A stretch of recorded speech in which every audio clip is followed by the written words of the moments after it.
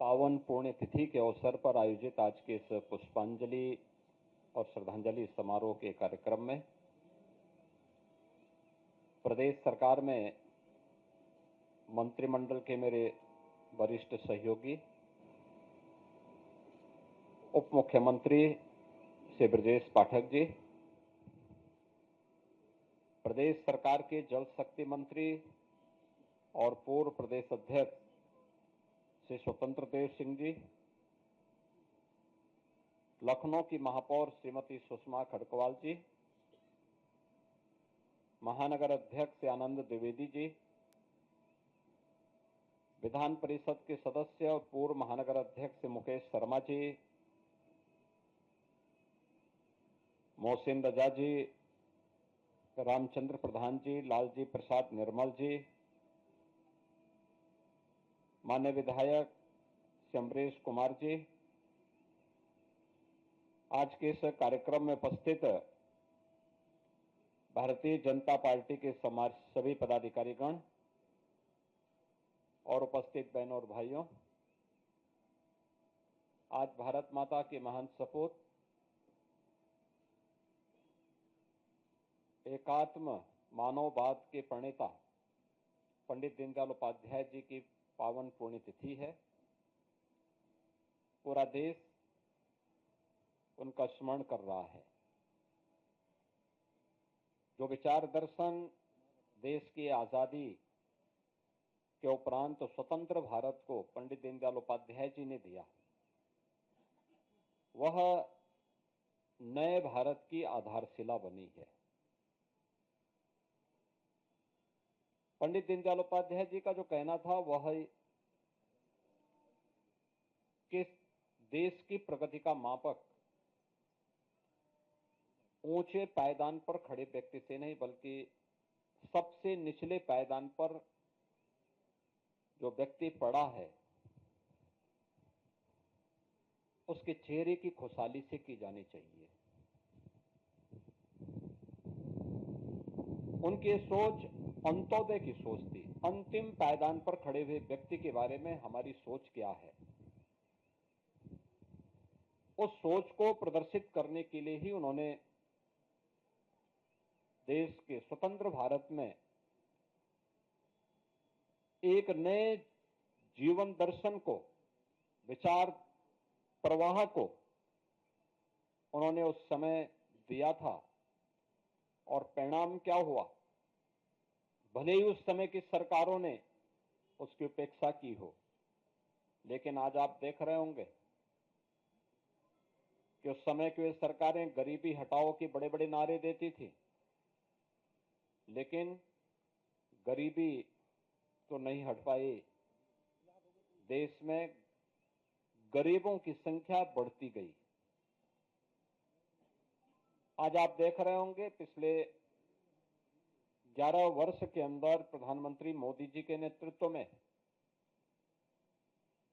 मोदी जी ने 2014 में जो बातें देश के नागरिकों से कही,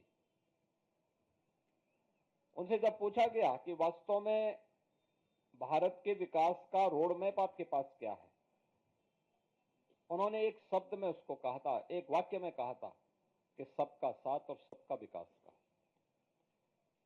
इस सबका साथ जिसमें जाति, मत, मजहब, क्षेत्र, भाषा के आधार पर किसी के साथ भेदभाव नहीं है। देश के अंदर अमीरी और गरीबी की रेखा को समाप्त करते हुए सबको हम एक साथ लेकर के चलेंगे, इस भाव को लेकर के उन्होंने एक नारा दिया। और ये सबका साथ और सबके विकास का भाव ही अंत्योदय का भाव है। अक्सर होता है, इससे पहले आजाद भारत में जो नीतियां बनी,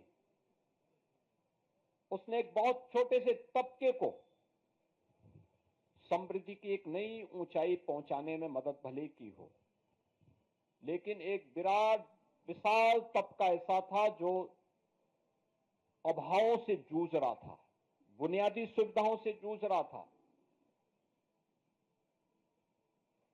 आवश्यक जन सुविधाओं के अभाव में भटक रहा था। इसके लिए पंडित दीनदयाल उपाध्याय जी ने अनेक उदाहरण दिए। उन्होंने आदि शंकर का भी एक उल्लेख किया कि एक बार आदि शंकर एक घर में भिक्षाटन करने के लिए जाते हैं। वे जैसे ही भिक्षाटन के लिए आवाज लगाते हैं तो उन्होंने देखा कि शंकर की तब तक बहुत ख्याति हो चुकी थी। घर की महिला और घर का पुरुष नाम सुनकर के बहुत सारी भीख देने के नाम पर बहुत सारा द्रव्य और अन्य सामग्री उन्हें देने के लिए आया। सामने दाता खड़ा है, लेने वाला सामने शंकर के रूप में खड़ा है, लेकिन इसी दौरान उस घर के बगल में एक व्यक्ति की करा उनके कानों में सुनाई देती है, जो भूख से तड़प रहा है, करा रहा है। तो जैसे ही घर की मालकिन भिक्षा देने के लिए आगे बढ़ी, उन्होंने आदि शंकर से इस बात का अनुरोध किया कि आप हमें कृतार्थ करें से लेकर के। आदि शंकर ने अपनी झोली पीछे कर दी। उन्होंने कहा, नहीं, मैं ऐसे घर की भिक्षा नहीं ले सकता जिनके मन में इतनी संवेदना न हो कि घर का बगल का व्यक्ति भूख से तड़प रहा है और हम केवल पाखंड करने के लिए, प्रोपेगेंडा करने के लिए मुझ जैसे ख्याति प्राप्त व्यक्ति को भिक्षा देने का एक ढोंग कर रहा हो, और मैं आपकी भिक्षा इसलिए नहीं ग्रहण कर सकता क्योंकि इससे मुझे पाप ज्यादा लगेगा, इससे आपको पुण्य नहीं लगने वाला है। ये बातें हमारे दैनिक जीवन में भी उतनी महत्वपूर्ण है। आप अक्सर देखते होंगे प्रधानमंत्री मोदी जी ने जब कहा था सबका साथ और सबके विकास का, तो समाज को एक साथ लेकर के चलने की एक नई प्रेरणा इसके अंदर है। पंडित दीनदयाल उपाध्याय जी ने इन्हीं बातों को अंत्योदय की बात कहकर के एक नई प्रेरणा प्रदान की थी, एक नया विचार दर्शन दिया था। हम अपने दैनिक जीवन में भी इस बात को देखते होंगे, पारिवारिक जीवन में भी आप देखते होंगे, सार्वजनिक जीवन में भी देखते होंगे। आप सब पास पास तो हैं, लेकिन साथ साथ नहीं है।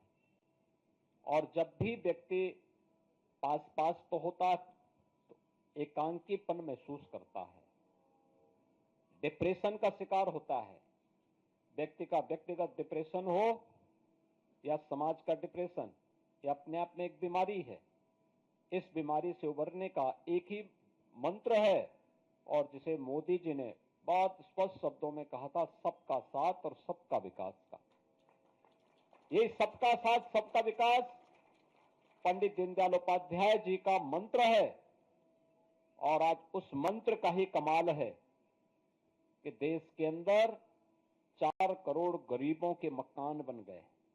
ये मकान पहले और दूसरे पंचवर्षीय योजना के अंतर्गत बन जाने चाहिए थे। मोदी जी ने मात्र 2 पंचवर्षीय योजना में 4 करोड़ लोगों के मकान बना दिए, 3 करोड़ नए लोगों के लिए मकान स्वीकृत कर लिए। 12 करोड़ गरीबों के घर में शौचालय बन गए। 10 करोड़ गरीबों को रसोई गैस के कनेक्शन मिल गए। 50 करोड़ लोगों को आयुष्मान भारत के अंदर 5 लाख रुपए प्रतिवर्ष स्वास्थ्य बीमा का कवर मिल गया। 80 करोड़ लोगों को फ्री में राशन की सुविधा का लाभ उनकी विपत्ति के समय उपलब्ध कराया गया। करोड़ों लोगों के घर में बिजली के कनेक्शन पहुंच गए। हर घर नल की योजना क्रियान्वित हो रही है। इसका एक पक्ष कि सरकार ने सोचा और अपने तंत्र के माध्यम से उसका प्रभावी क्रियान्वयन किया, और दूसरा पक्ष उसका ये भी है, जो लोग कर नहीं पाए वे प्रश्न क्या उठाते हैं कि साहब पाइप पहुंचाने के लिए सड़क खोदी गई लेकिन गड्ढे बंद नहीं हुए।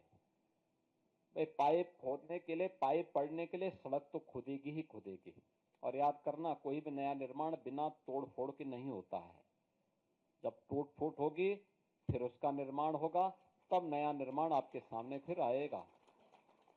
और वही नकारात्मकता जो आप देख रहे होंगे, जो लोग कर नहीं पाए, आज वे महाकुंभ के बारे में वही दुष्प्रचार करते हैं। कहते हैं साहब वीआईपी दर्शन हो रहे हैं। वीआईपी दर्शन क्या हो रहे हैं? कुंभ में तो हर व्यक्ति आएगा, वहां तो किसी के साथ कोई भेदभाव नहीं है। न जाति का भेद है, न पंथ का भेद है, न क्षेत्र का भेद है, न भाषा का भेद है। पूरा देश आ रहा है और 29 दिन में 45 करोड़ श्रद्धालु अब तक वहां स्नान कर चुका है। आप मुझे बताओ, भारत और चीन के बाद किसी देश के पास 45 करोड़ की आबादी निवास करती है क्या? और एक अस्थायी शहर में 45 करोड़ श्रद्धालु आकर के डुबकी लगा करके चला जाए तो इससे बड़ी बात और क्या हो सकती है। लेकिन जिनको नकारात्मकता फैलानी है, और नकारात्मकता फैलाने वाले कौन लोग हैं? ये नकारात्मकता फैलाने वाले वही लोग हैं जिन्होंने जीवन भर बीबीआईपी ट्रीटमेंट लिया है, सरकार की बीबीआईपी सुविधाओं का उपभोग किया है। और किया ही नहीं, आने वाली पीढ़ी के लिए भी एक रास्ता खोलने का प्रयास किया था उन्होंने कि वे तो ले ही ले, लेकिन उनकी आने वाली पीढ़ी भी इस सुविधा का उपभोग करे जैसे देश उनका बपोती हो। ये वही लोग हैं जो नकारात्मक पैदा करके भारत और सनातन धर्म के विरोध में अपने आप को सदैव खड़ा कर, सदैव उसके खिलाफ दुष्प्रचार करने में मशगूल रहते हैं। ये वही लोग हैं जो इस प्रकार का दुष्प्रचार कर रहे हैं। 4 करोड़ परिवारों को मकान मिल गए, उनके सिर ढकने के लिए एक आवास मिला, पहली बार मिला। कहते साहब अभी इतने लोग बाकी हैं। अरे हमने 4 करोड़ दे दिए हैं, बाकी जो बचेंगे 3 करोड़ उन लोगों के लिए मकान स्वीकृत कर लिए गए हैं, वह भी बहुत जल्दी बनने वाला है। और इसलिए आज के इस परिप्रेक्ष्य में पंडित दीनदयाल उपाध्याय जी की प्रासंगिकता, उनके विचार दर्शन की प्रासंगिकता उतनी ही महत्वपूर्ण है, जिन्होंने हमें इस बात के लिए प्रेरित किया था कि नहीं, हमें पास पास भी रहना है और साथ साथ भी चलना है। और ये पास पास और साथ साथ चलने की जो प्रवृत्ति है, यही वास्तव में अंत्योदय की एक नई प्रवृत्ति है, उसकी परिणति है। और वही समाज में खुशहाली का मार्ग और समृद्धि का मार्ग प्रशस्त कर पाएगा। आज के इस अवसर पर मैं पंडित दीनदयाल उपाध्याय जी की इस पावन पुण्यतिथि के अवसर पर उनकी पुण्य स्मृति को नमन करता हूं। उन्हें प्रदेश सरकार की ओर से विनम्र श्रद्धांजलि अर्पित करता हूं। धन्यवाद। जय हिंद।